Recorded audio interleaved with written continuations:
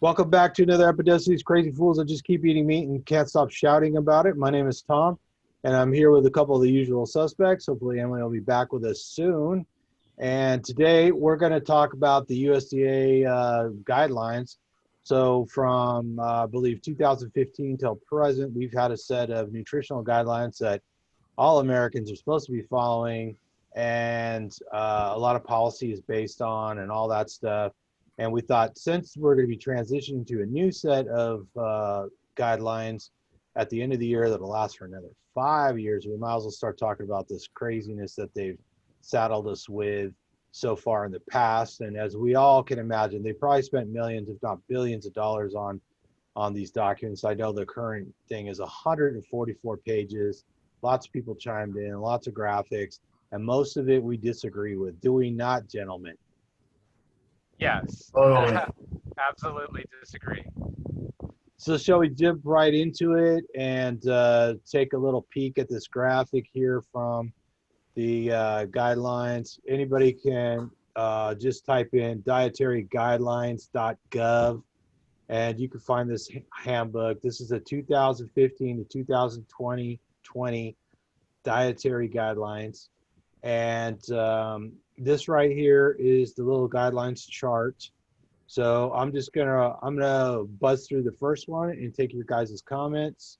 So it says, follow a healthy eating pattern across the lifespan. All food and beverage choices matter. Choose a healthy eating pattern at an appropriate caloric level or calorie level to help achieve and maintain a healthy body weight, support nutrient adequacy, and reduce the risk of chronic disease. So what say you, gentlemen? What's wrong with that statement? Chronic disease has been pretty much the base ever since they've introduced our food pyramid. So more people is having like now it's Alzheimer's. So, and they're getting younger, obesity, arthritis, you name it. It's just all up there. And now we're even having new diseases like Parkinson's, for example, that you hardly ever see, or used to hardly ever see. What do you think, Jason? Yeah, I mean, it's some nice platitudes that sentence really didn't say anything. The only thing I focus on is, they're stuck on the old paradigm of calorie restriction. They're focusing on calories. It's not about what you eat. It's about how many calories you consume. If you consume less calories, you'll maintain better health. Close to the 2,000 or whatever it is for your body weight. If you're under that each day, you won't gain and you will lose. If you're over that, you will gain weight and have more health. So, which we know is I mean, it's not completely untrue, but that's not, it's like I said, an old paradigm. It's like thinking that the earth is flat and calling that nutrition. It's like an equivalent, So that's my biggest thing that stood out to me in that particular sentence. To me, like the rest of it was just sound good platitudes, pretty much. Like, okay, yeah, I don't disagree, but the devil's in the details. Well, I disagree with the very first line. Follow a healthy eating pattern across the lifespan. First of all, that's just an awkward statement, across the lifespan. Mm-hmm. But like, you can go back to when you're an infant and change something. Of course not. You're going to change what your parents fed you as a child and a teenager. Of course not. But the thing is, well, that as babies, you can't eat solid food until the first part of the years. Well, I have a relative I just saw at a function, we call it a forced family function, and there's a 2-month-old there, and everybody's talking about feeding babies. They're like, oh, yeah, they're so many weeks old, I could now put cereal in their milk. Right. And, of course, the baby's getting formula. The baby's not getting breast milk. And they're like, oh, yeah, well, why feed them breast milk? They put all the vitamins and stuff in the formula. Right? So right there, you can't change that. that wasn't a real conversation, right? I didn't participate because I don't have any kids, and I don't want to step on everybody's toes. But I'm thinking, yeah, yeah, formula not so great. I mean, better than starving, but they have no idea, and nobody said anything about estrogen levels in the soy, and they said nothing about the lack of saturated fats, and nothing about the protective quality of breast milk or any of that. I just thought that we had moved past this and everyone felt bad about doing About not breastfeeding. Yeah. yeah, and that like they're like, oh, working moms formula, whatever. But to just be like, yeah, I don't know. Sorry, I feel like we're getting off topic, but that really hurts. Well, tell me, Yep. that statement implies that they know what healthy eating patterns are, right? And they're not necessarily defining even the word pattern, but we've all had a problem with this notion of eating healthy, right? What does that mean, eating healthy? Right. It's double speak from the get-go. It's like, what did they call it in 1984? Yeah, double speak. That's what it was. Double Yeah. speak. Well, yeah, that's all I was saying. It's platitudes. I mean, it's all like it's an empty sentence. It doesn't actually mean anything. And Tom, you made a really good point. I mean, really and honestly, baby formula is all based on plants. Breast milk is a carnivore food. It is an animal food. That is why we thrive on breast milk. There might be some actual cow milk products in some of the formulas, but Really? I've seen a lot of them just say like soy this and soy that. Yeah, same. Yeah. I didn't know there was one that was made from actual cow milk. I couldn't swear to it, but I wouldn't count it out because there's probably some milk products in some of them. Yeah, maybe it's like the dry powdered milk. Oh, I used to have that. Have you guys ever had the dry powdered milk? Oh man, those were nasty. Not for a long time. When I was a kid, that stuff used to be around, and I haven't eaten it in a while. It's like how they make that. But anyways, yeah, can be good. So let's go on to the second one. Let me share the screen and let's move on. Yeah, let's move on. So I'll read it. Did you want to read it, Justin? I'll read it. Focus on variety, nutrient density, and amount.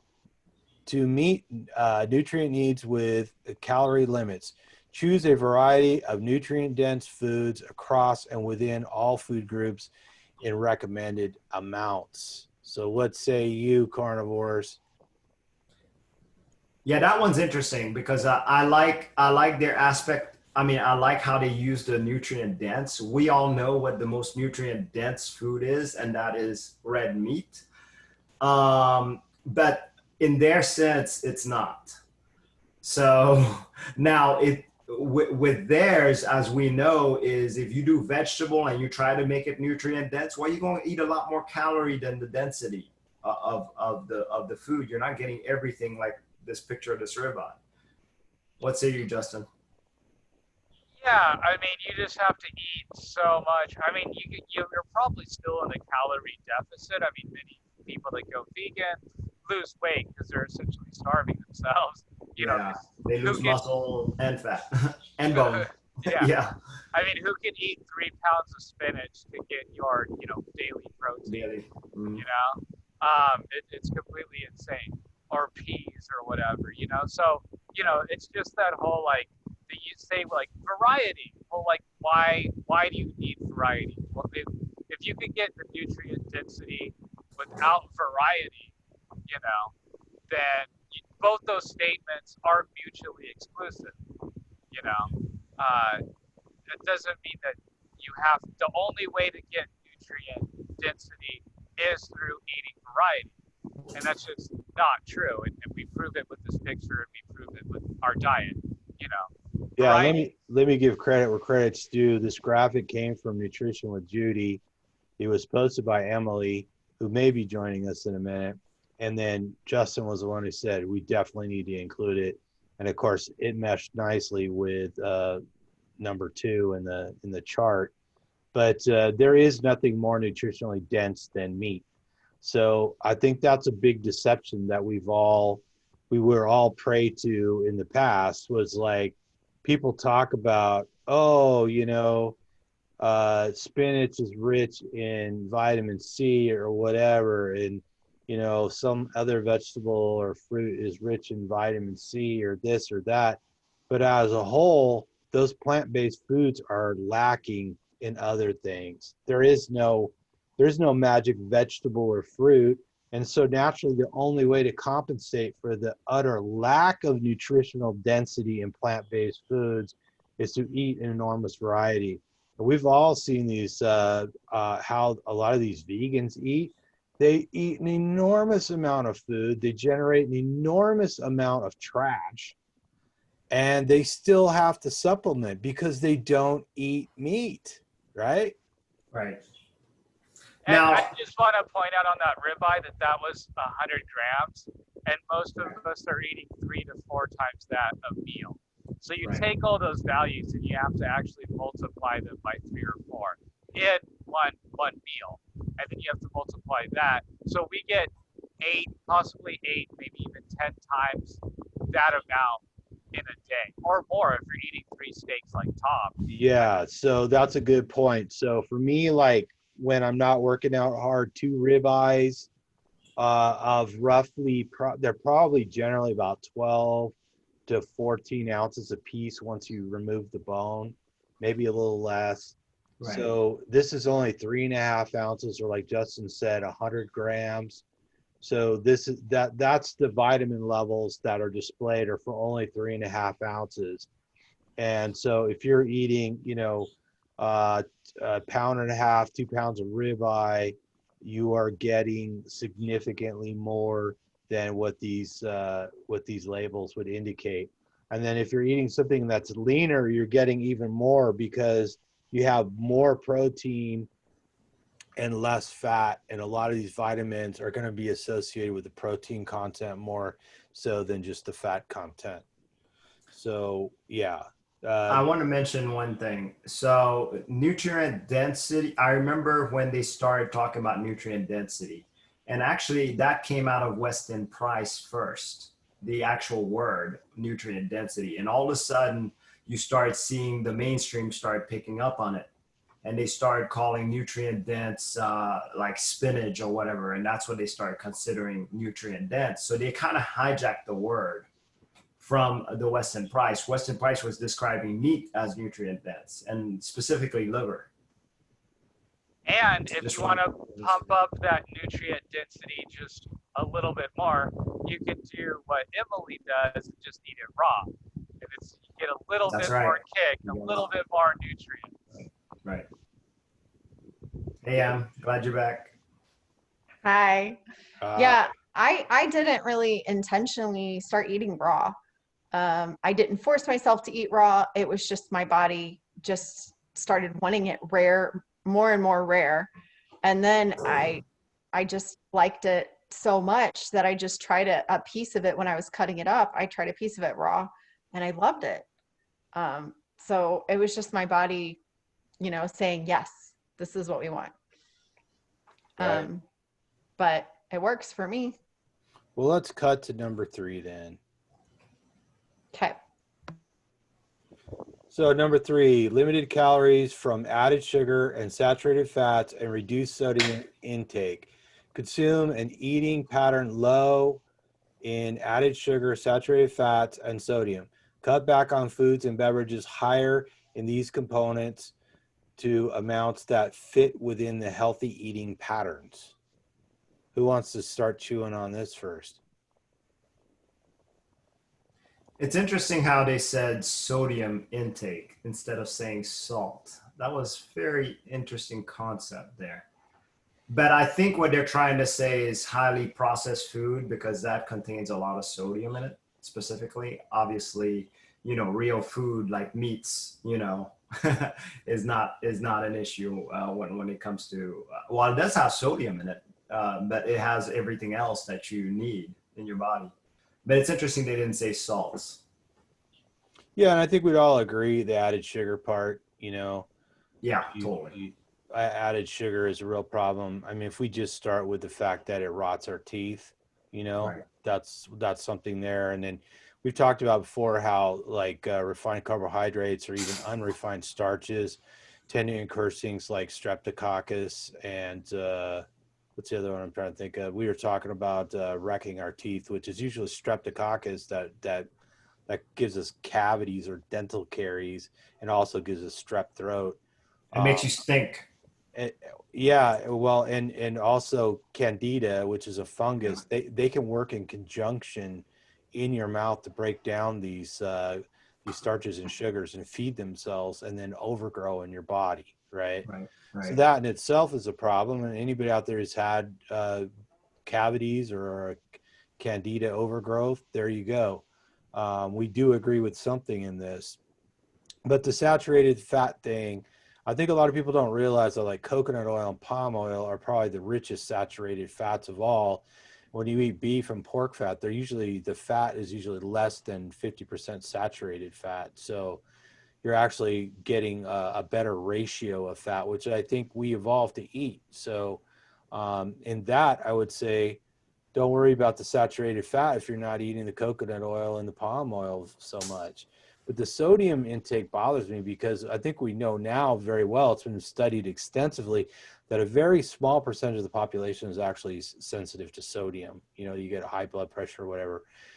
And even those people, it seems that it's based on their diet. So if you're on the wrong diet, you become sensitive to sodium. But at the same time, they tell you to drink water all the time. You know, you hear these stupid recommendations that everybody should drink 8 glasses or 10 glasses of water every day, and you need to stay hydrated. But that makes no sense. It doesn't. I mean, me and Ray and Justin and Emily are going to drink different amounts of water based on our needs. And staying hydrated requires that you have electrolytes like sodium or potassium or magnesium or whatever. So these blanket statements are just stupid, and they've woven into this double speak about healthy patterns. And about the salt, you know, I supplement with salt. You know, I probably have I'm a higher salt than the rest of everyone else here. And you know, it's therapeutic for me for my brain function. You know, Angela's work and migraines and things like that. So yeah, obviously, you know, it's really interesting because this isn't written to actually treat any condition, which I get it. It's diet, so I understand the thinking. But like they have the only thing that they're trying to prevent is maybe overweight. Like there's no talk about diabetes or anything yet either, you know. So then what's the point of eating if there's no focus on health? Like they seem like they've been split apart, diet and health. Yep, couldn't agree more. So we move on to the next piece. Back to screening, sharing screens. We'll go down to number 4. Shift to healthier food and beverage choices. Choose nutrient-dense foods and beverages across and within all food groups in place of less healthy choices. Consider cultural and personal preferences to make these shifts easier to accomplish and maintain. All right, let's dive in. Can't argue with that one too much. There's only one healthy beverage. Water. And it's called water. Exactly. All right. I'm going to suggest that there is another one, although we're not likely to drink a lot of it, and that would just be blood, because blood is probably the perfect food. And if you tolerate it well, milk, like raw, whole, unpasteurized, homogenized milk, isn't that far off from blood.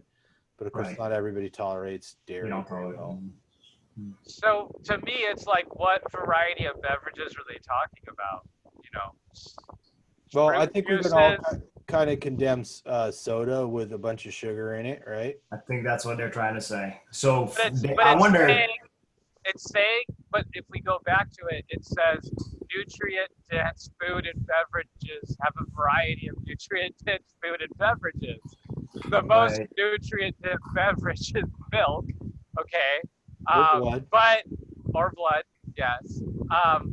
But the other, are they talking? When I read that, I think fruit juice that they're trying. Yeah, that's what I was gonna say, fruit juice. But we know how much sugar fruit juice has in it, so we know they cannot be suggesting fruit juice. Hopefully. But they are. That's the only thing that makes sense. Otherwise, why not just say milk and water? And I've literally Good point, looked good at point. hundreds of archaeological digs, and I've never seen a Vitamix. I've never seen the remains of Vitamix in any sort of prehistoric settlement. So I'm gonna go with maybe not so much with the juicing, and just notice how rare fruit trees are around these settlements. Right. You know? So yeah, I'm thinking they are hinting at juice. I think you hit the nail on the head, and I think that that's a bunch of crap for And that's obvious horrible. I Go thought ahead. it was interesting how it said for cultural ways. Like what are they trying to say with that? Culturally, like culturally different foods, culturally different drinks. Yeah, it's so some like kind of horchata, if you replace your soda with horchata, if you come from a Latin community, that's completely healthy. Or Jamaica, or agua de pina for those out there, never been to a Latin party. You got 3 big jars to choose from to drink from: horchata, Jamaica, and agua de pina, and they're all have a pound of sugar in each of them. They could be talking about teas. That's a good point. Right. Yeah. yeah. Well, it's vague, and it kind of hints at some sort of passive aggressive sort of suggestion of attacking cultures for making people fat, but doesn't really hint at dietary guidelines causing the incredible health crisis for some reason. So let's try moving on to good old number 5, and let's dig into that a little bit. Support healthy eating patterns for all. Everyone has a role in helping to create and support healthy eating patterns in multiple settings nationwide, from home to school to work to communities.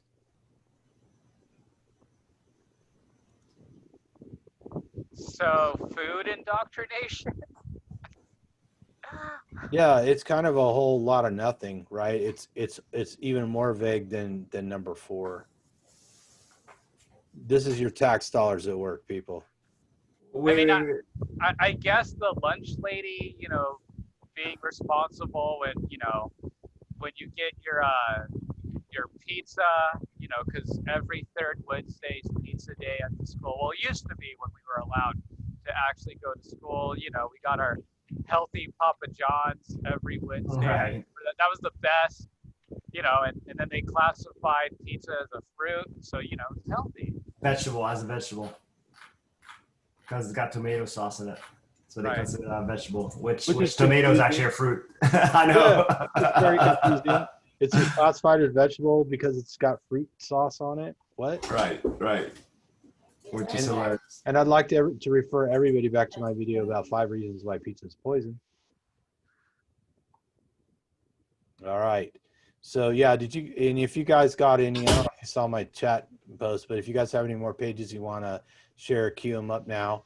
We'll probably do more videos on these dietary guidelines and then carry on with the new guidelines as they come out later this year. So I just wanted to share an example of what they're talking about. This is what we just went over, but you can see here how it's like, follow a healthy eating pattern over time to help support healthy body weight and reducing the risk of chronic disease. So it shows fruits, vegetables, and protein at the top, which I guess is like, hey, really important or something. The protein, I can't tell. I see some meat there, but I have no idea what those little beans are. I think there's a fish, right? Oh yeah, that's beans. You're right. It is beans. Yeah, so it's like, okay. Dairy, I'm glad dairy's included. Grains, of course, we're still keeping grains in there. But look, for fats, you have oil. Yeah, that makes no sense. And a healthy eating pattern limits saturated fat. Trans fats, we already know those are terrible. Right. But they bulked it. That's interesting. Right. And then the added sugars and then sodium. you know, there you go, attacking sodium again. And an example meal is this like salad. I mean, it looks like a cookie to me on the side, or a potato chip. I don't know what that is there. Oh, what is that? A small glass of milk. All right, not bad. It's kind of a keto meal. I don't really see a lot of grains. I don't know about you guys. Is almost keto. Do you see any meats in there? See any what? Meats. Oh, I guess chicken breast. There's chicken breast. Yeah. You know. Yeah. So Unsalted yeah. walnuts. Okay, I see. Yeah. Yeah. Mayonnaise. So the good, get your mayonnaise. Oh, but the milk. Oh is my gosh, fat-free. fat-free milk. Oh. Fat-free milk. Oh, the unsalted walnuts. I think that's where you're getting your grains, I guess. You know, apples and Oh grapes. no, whole grain bread. Oh, whole grain bread. So there you go. You got to make So sure that's you a eat bread. whole grain bread. Yeah. Lettuce and celery. All right. Apples and grapes. You know. I've literally eaten meals like this before, exactly like this, and was getting migraines. This would destroy my stomach, my head. Oh yeah, mine too. Like I would just be in pain if I ate this. My body would be very sad. Yeah. And then Mine so. too.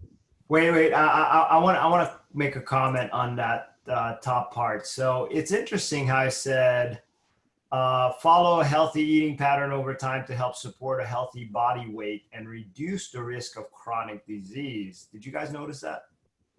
Where it actually says reduce the risk of chronic disease. So are they admitting that food can cause chronic disease, or are they saying weight can cause chronic disease?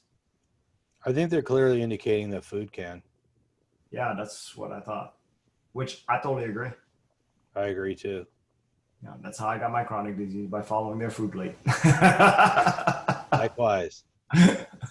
Likewise. I don't think anybody here wasn't a victim of their dietary advice. Right. And I think we all had multiple chronic diseases probably. I'm not sure about Justin. I mean, he's known for migraines in particular, but maybe he had something else going on.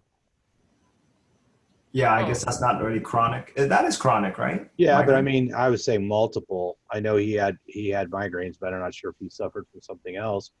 But you know, I had psoriasis and arthritis and brain fog and anxiety and Right. tremendous weight gain and all that stuff. And Emily, she had bipolar and MS, and then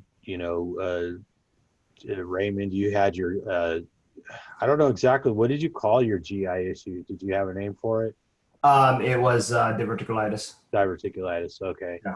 And then what else you had going on? You would. Oh God, heel spurs, plantar fasciitis. I had a little bit of arthritis in my hands and my knees.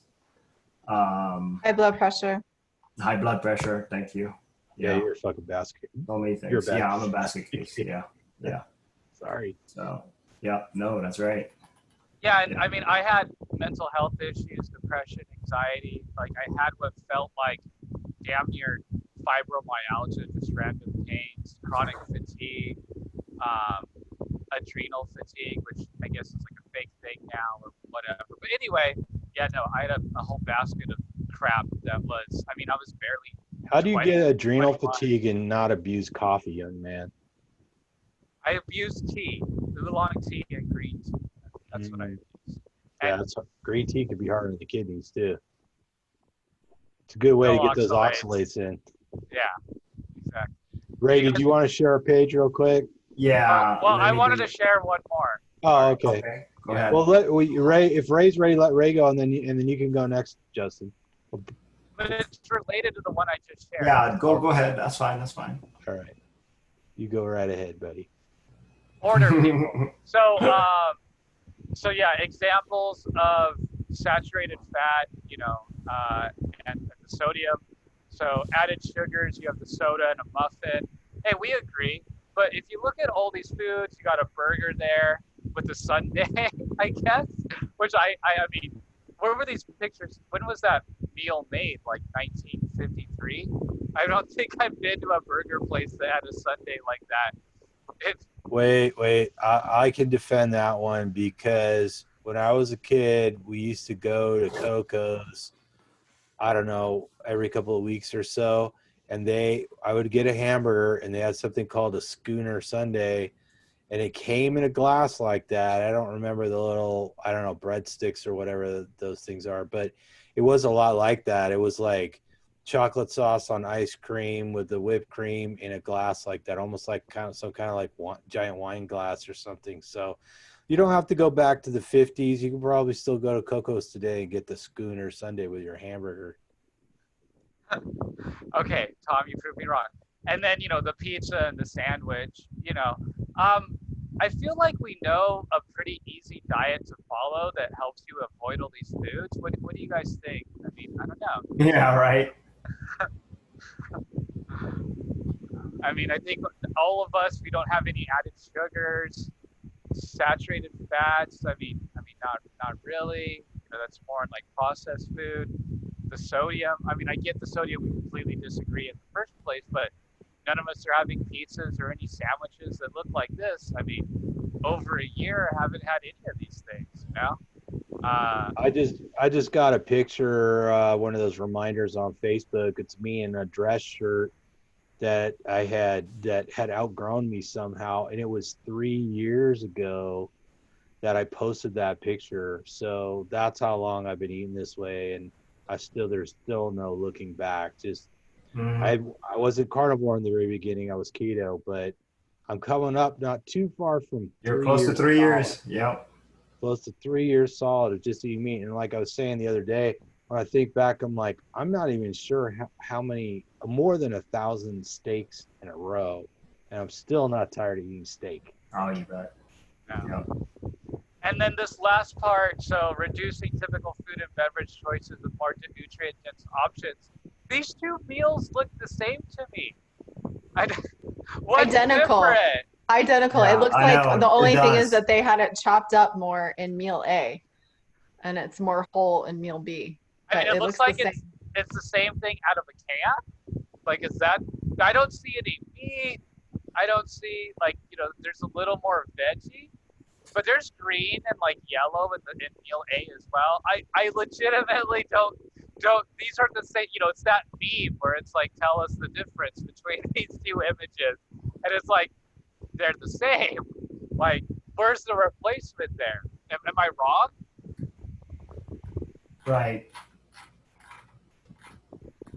No, I totally agree. It looks like the same thing. It looks the same. Yeah. Veggies and That, sauce and pasta. Yeah. Yeah, throw some nightshades in there to make you a little sicker so that you won't eat as much, really, is what's going on there. Little less noodle, little less Alfredo sauce, the stuff that's actually tasting good, and a little bit of, I don't know, grilled summer squash or eggplant or something like that. Something that's really gonna kick off your autoimmune disorder. And there's no meat in either of those things. Right. Yeah, you could just replace that with a ribeye or a chicken or whatever the hell you want to eat and do a lot better. Like, I don't know how they're getting away with that.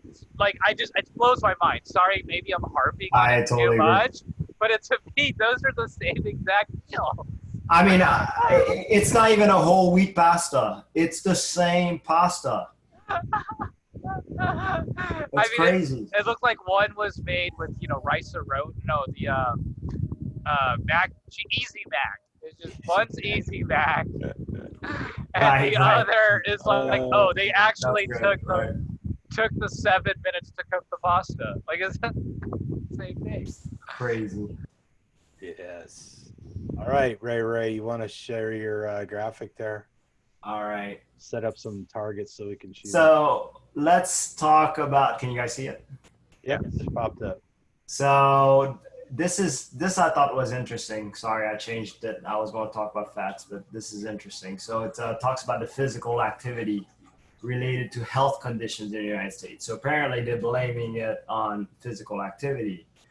What's interesting on this note for more than 25 years, more than half the adult population have been overweight or obese. It's interesting that they said for more than 25 years. Huh, what could have happened during this time? Oh yeah, the food pyramid. So it's almost like they're bashing on themselves here. Absolutely. I mean, it's crazy. It's like they're admitting it. Obesity is most prevalent in people with 40 or older, African American, and least prevalent in adults with highest income. That was an interesting point. And in the early 2000s, has been present in about half of U.S. adults of all age. I like this one. It said 65% of adult females in 2009, 2012, and 73% of adult males were overweight or obese. That's a huge number, guys. And I was part of that. I was that. In 2009, 2012, nearly 1 in 3 youth 2 to 19 were overweight or obese, which is actually getting worse. And that's the scary part. So on the cardiovascular, they're talking about how all of this has gotten much worse. I recommend actually reading that. It's actually scary. Sounds like they've done a great job at getting us sick. Let's remind everybody out there that there didn't used to be a gym on every corner. People didn't start jogging and going to the gym and all this stuff. You guys all remember when we were kids, the whole aerobics explosion, right? Richard Simmons. Richard Simmons and all that. That people weren't doing that before. I'm a pony. I'm a pony. Wow, you remember a little better than I can't believe you remember. I know. I don't remember any of his stuff. How do you remember that? That wasn't even during your time. Okay, so my mom is a workout fanatic. And so I grew up every morning, because, you know, you only had one TV or whatever, you know? So every morning in the living room, my mom would do her workouts on VHS. And, you know, this was the early 90s, late 80s. And so it was Richard Simmons. What's her name? Jane. What's her name? She's super famous. Jane Fonda. Jane Fonda. Yeah. So there was this Jane Fonda cowboy tape that's burned into my brain, where she's doing the grapevine and she goes, "Howdy, doody," and that was one of the moves, and it's like ingrained in my brain. The Fonda Western Experience grapevine tape or whatever the heck it was. Yeah. Anyway, so that's why I know, because my mom's done the Taibo, the Taibo, right, with Billy Blanks, the Jane Fonda videos, the Richard Simmons videos. Now it's all around. Like we have, I mean, tons, plenty to choose from, and a lot of free programs. Yet we have the fattest amount of people. According to this thing, we have a lot more heart attacks also. I mean, to me, they're incriminating themselves by saying these statistics. You're like thinking to yourself, if your diet works so well, diabetes, for example. So they talk about in 2012, the prevalence of diabetes type 1 plus type 2 was 14% for men and 11% for women. 20 years and older, more than 90% of total disease in adults is type 2, which, as we know, because I was pre-diabetes, this is all set by how you eat. So, and among children with type 2 diabetes, about 80% were obese. Yes, it makes sense because they're related. Obesity and diabetes, they're related. So it's about the food that they're eating. And now we're getting diabetic baby. You can't tell me that, oh, they didn't follow the proper diet protocol, or they need to diet so that they can get away with their diabetes or exercise. Babies don't do that. So, you know, it's definitely food related, and it's related to the food of the parents. All right. Well, thanks, Ray. Yeah. You brought up some great points, and I'm sure we're going to have tons of material to mine out of this. So, yeah. There's a lot. It's good seeing you guys too. We haven't got to spend much time together the last few weeks, so it's really good you have the band back together. Boys are back in town. Boys back. Oh, sorry. Well, I'm gonna close things out here because I got some time constraints, and so you guys have any parting shots you want to make? Eat meat, and I want to report that I watched my mom growing up eating tons of salads, and her health only declined. I'm happy to report that she's now about 8 months carnivore, lost weight, her diabetes is under control. She feels overall better. Yeah, so carnivore. Another proof right there. Yeah. All right, I would say there aren't any guidelines. I would say that you need to figure out what works best for you. That nobody can tell you what to eat. I think we would all say as carnivores, you got to eat the diet that works for you, and these guidelines don't work for most people. That's right. Yeah. All right. Well, I want to thank everybody for watching. I really appreciate it. I hope you guys enjoyed the content. We hope this helps people out there. And please subscribe. Please like the videos. Please leave us your comments. Let us know what you think. Go ahead and put in requests. And whatever you do, eat some meat, feel better, and don't Don't fall down.